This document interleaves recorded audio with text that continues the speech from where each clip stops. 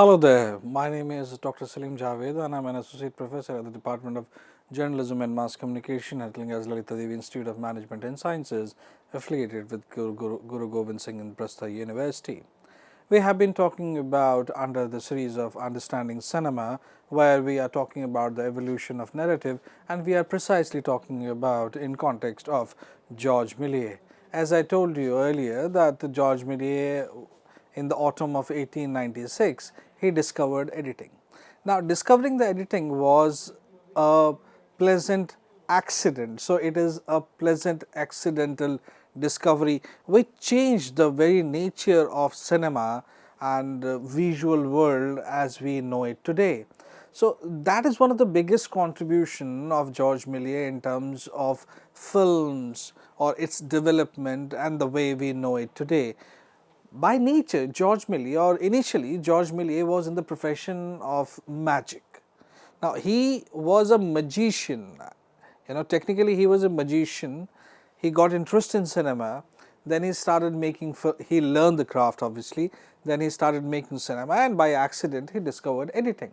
So, he became a producer, he became a director, he was an actor, and he is a pioneer obviously, there is no doubt about that.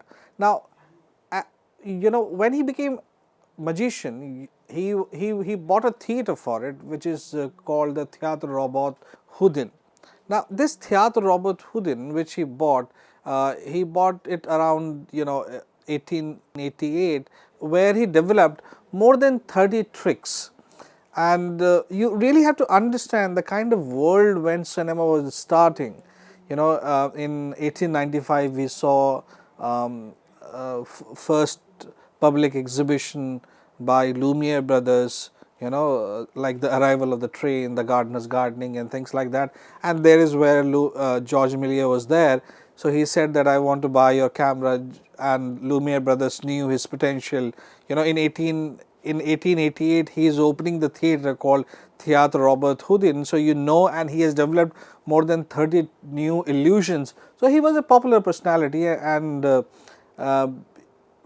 Lumiere brothers knew what kind of a person Georges Méliès is. Obviously, he is a magician, please understand that. So, he is good with things, and when in 1895 there was a public screening and he said that I want to buy your camera, cinematograph, Lumiere brothers refused.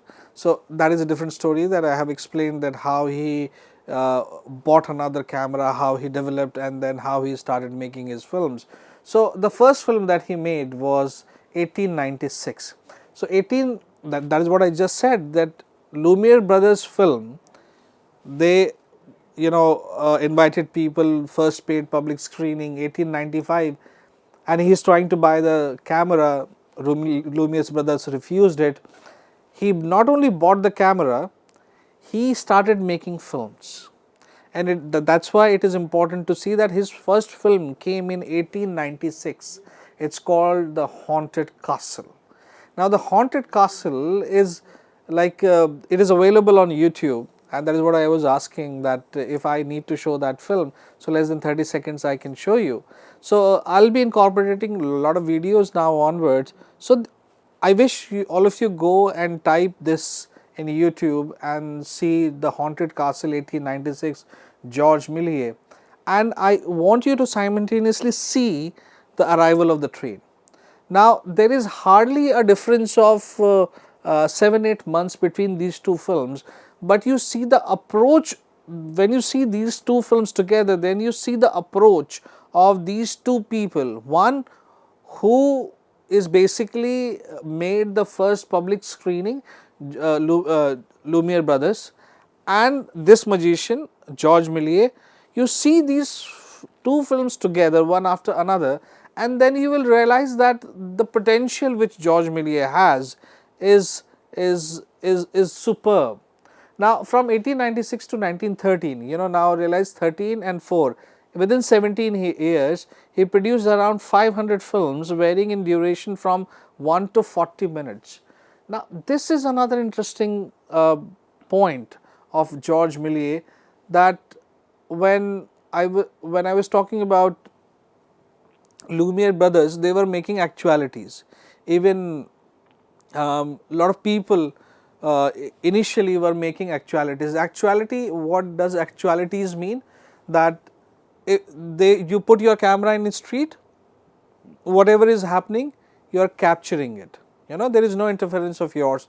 Technically, in a very documentary style, observatory documentary. So you are there to observe how things are unfolding, and you are there observing, and you shoot that, you show that.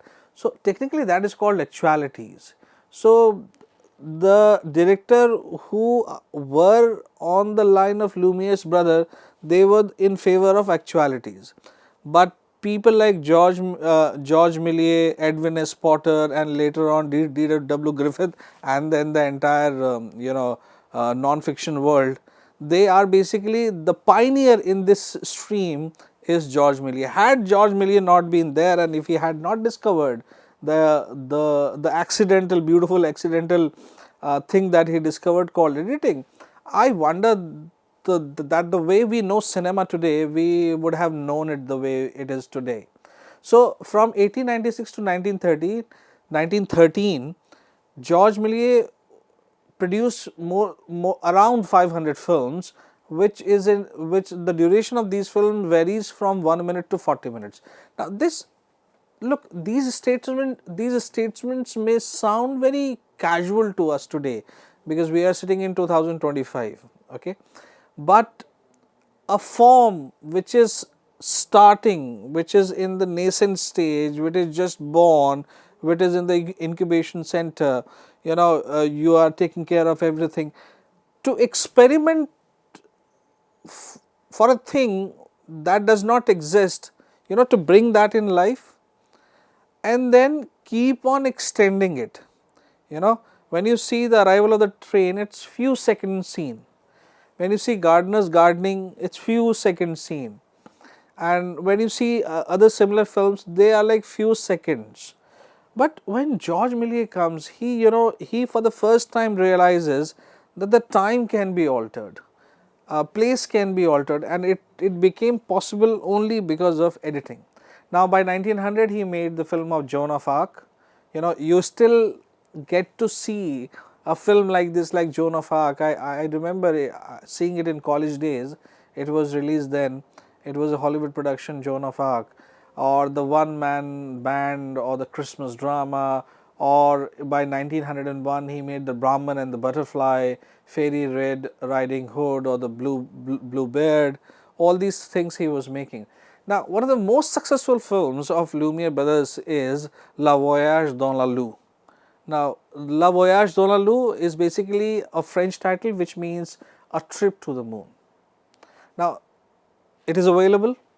I request all of you, those who are watching this, watch this film which was made in 1902, and I can bet on it that even if it is your student production, achieving something like that sort,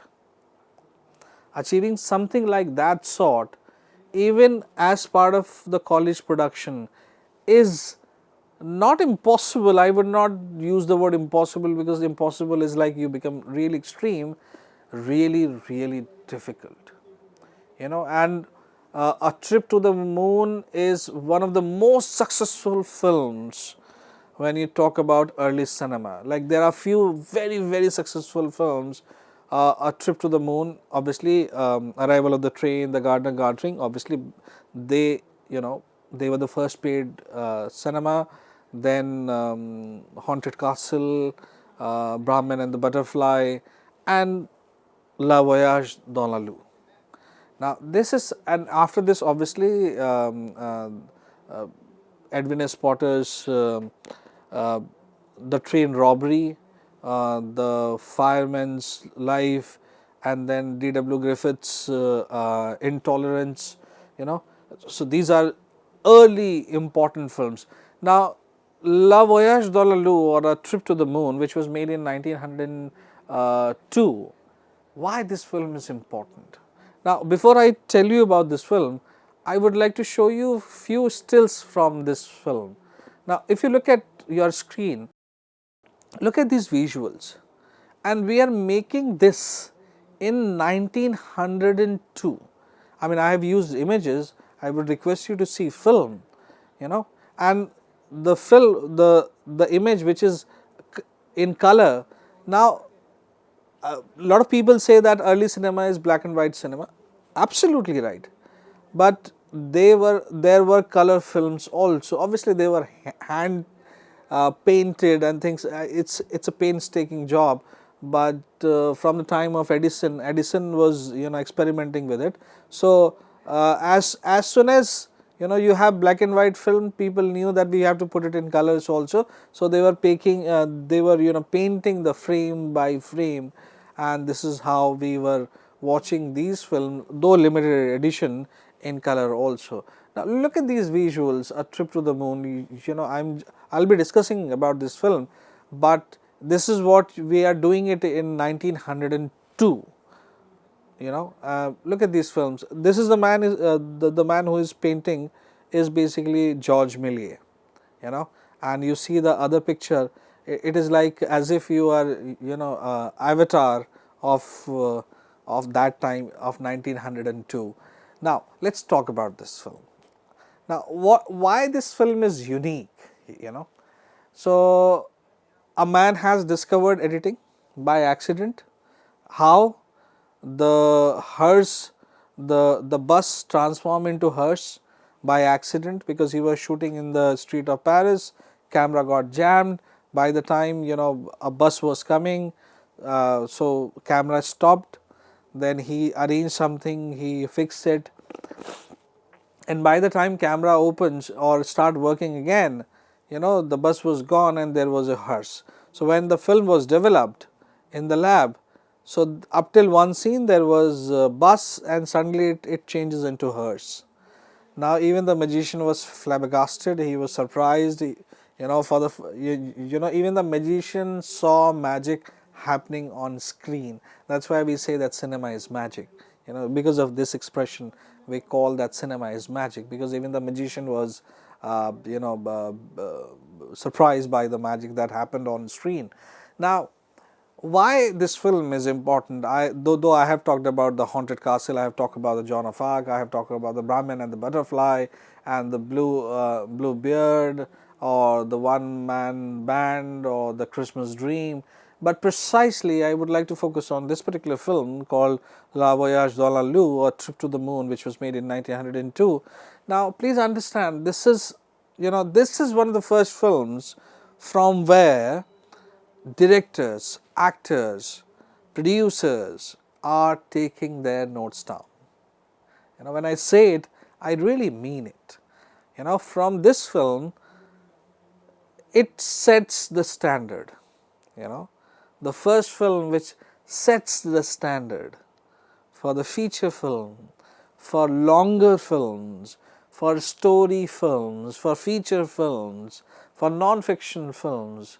This is the yardstick. This is the tip of point. This is the takeoff point.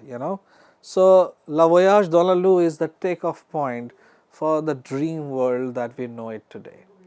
Now, what it has? This film is divided into 30 parts. Now, I would like you to write down these points and see the film and just correspond of these 30 points, and then you see the film and note down that this is how the film is divided. Now the first scene says the Science Congress at the Astronomic Club. So there are a lot of people who come together, they do some work. Now in scene 2 they plan for the trip, in scene 3 they construct the rocket, in scene 4 they cast, the casting of the cannon in the foundry, the boarding of the projectile by the astronomers, in scene 6 the loading of the cannon, in scene 7 the firing of the cannon, in scene 8 the flight of the projectile through space, in scene 9 the landing in the eye of the moon. Now this is one of the iconic shots of world cinema history. I show you this particular scene and it looks like something like this on screen. the rocket in the eye of the moon. This is called a trip to the moon. Now, so you have the landing in the eye of the moon, the earth viewed from the moon, point of view shot. Now, please understand that you may find it funny, you may find it, अच्छा इसमें कौन सी बड़ी बात है, but remember that this film is made in 1902. That is surprising, Now, scene number, please understand, I am saying scene, I will be explaining why I am saying scene. View of the moon's topography, scene number 12, the astronomer's dream vision, the vision he has. Scene number 13, a snowstorm on the moon, and scene number 14 says the astronomer descend into a crater. Scene number 15 says a grotto of giant mushroom in the interiors of the moon, the picture that I showed you earlier.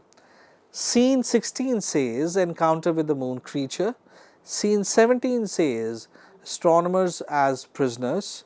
Scene 18 says the astronomers brought before the king of the moon. Scene 19 says the astronomers escape.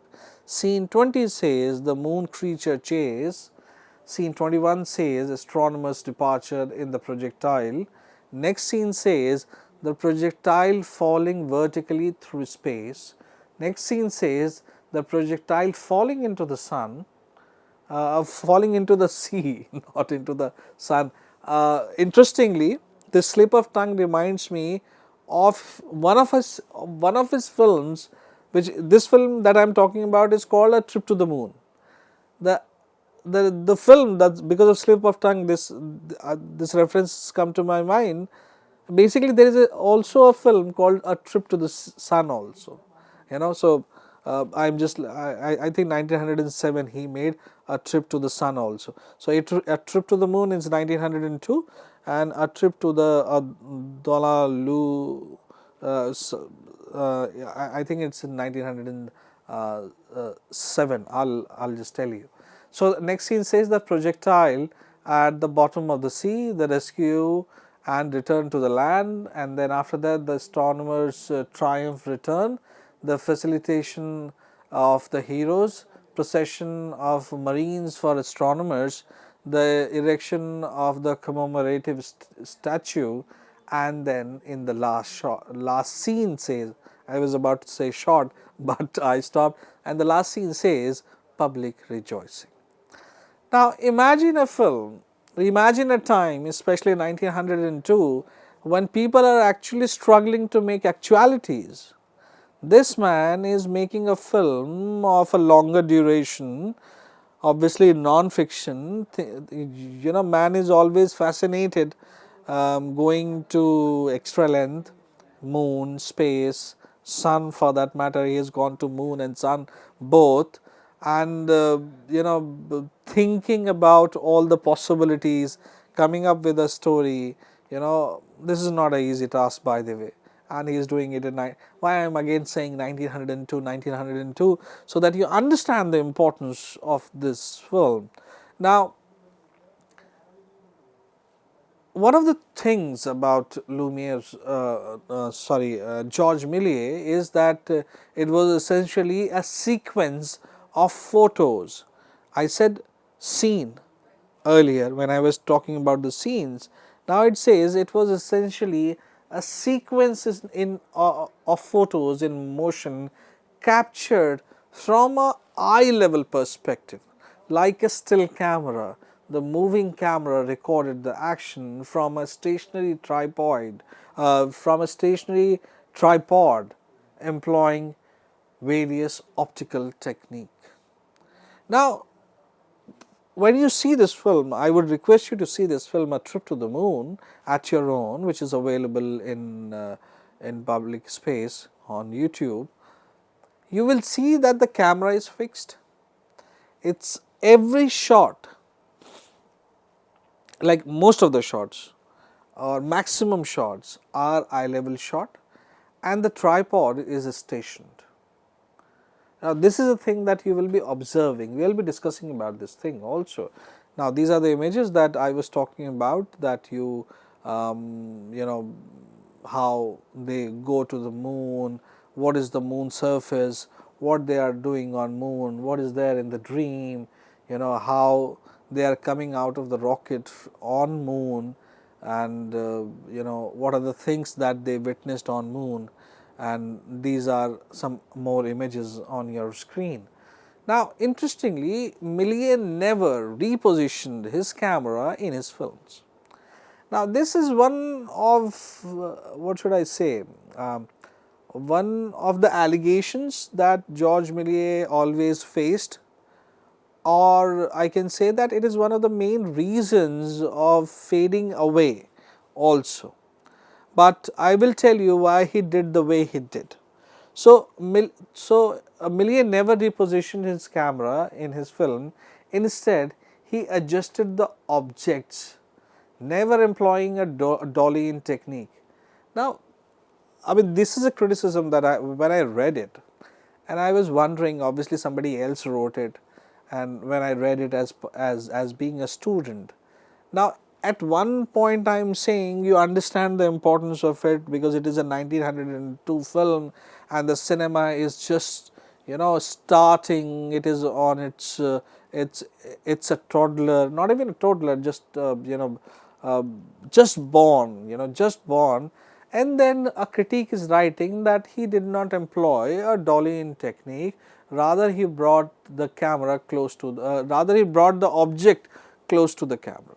So, rather than camera comes to me, the object goes to the camera. This is what George Méliès used to do. Now, dolly in, fade in, track in, truck in, you know, all these things, aren't these things late developments? Why a film critique is writing that there was no dolly in George Méliès? In 1902, somebody is saying, somebody is writing about this, about 1902, and on top of that, they are calling it, or his work is essentially called moving tableau. Now, tableau is something that I say something like Tableaux. So, the pronunciation is tableau. So, moving tableau, and with the camera serving as the eye of the theatre spectator through his you know, so it is the eye of the spectator. Now, what you are saying, I mean, what people are saying, that George Méliès did not use dolly in, and they are accusing George Méliès as of moving tableau. You know, everything is fixed, you are there, you are seeing everything from eye level shot, you are at the center of the scene. So, this is how, because center of the scene is like how camera is fixed, like right now the camera is here, I am fixed, you are watching me right now through the camera. Now, so moving tableau is one of the allegations that he has. A Trip to the Moon achieved global acclaim. Now, this is really important. A Trip to the Moon, as I said, is one of the, or I have no problem saying that it's the first film to achieve global acclaim. You know, Lumiere brothers film, obviously they were exported.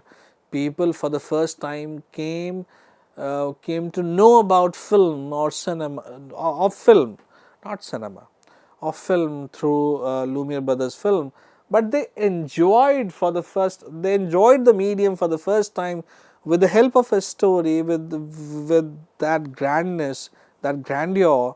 When you talk about A Trip to the Moon, this film achieved a global acclaim, prompting numerous other producers to capitalize on its popularity.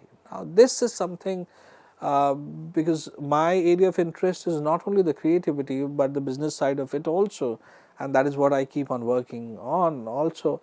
So, you know, doing something, people liking it, you become famous, is good for you.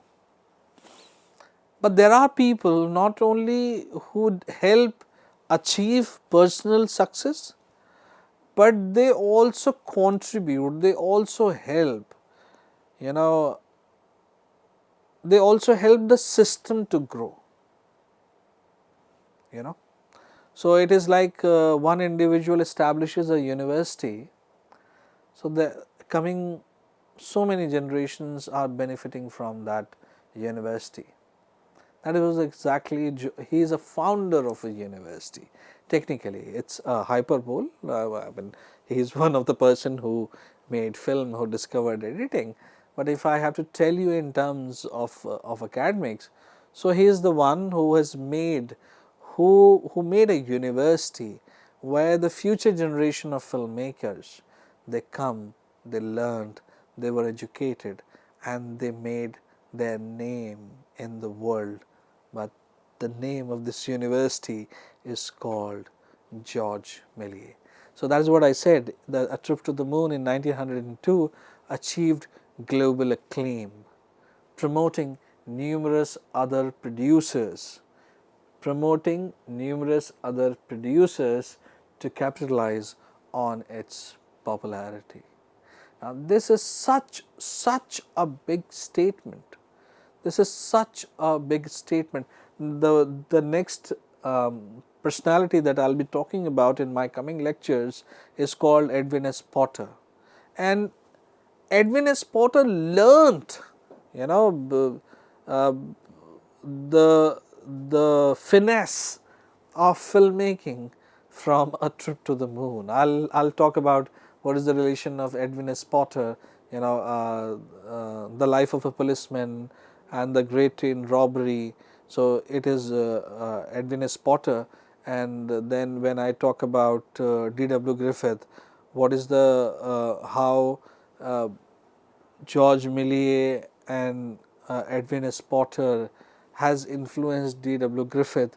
Now, these three men, and obviously I will be talking about how initially studios started operating, who were the individuals who were making big in the early time of the cinema.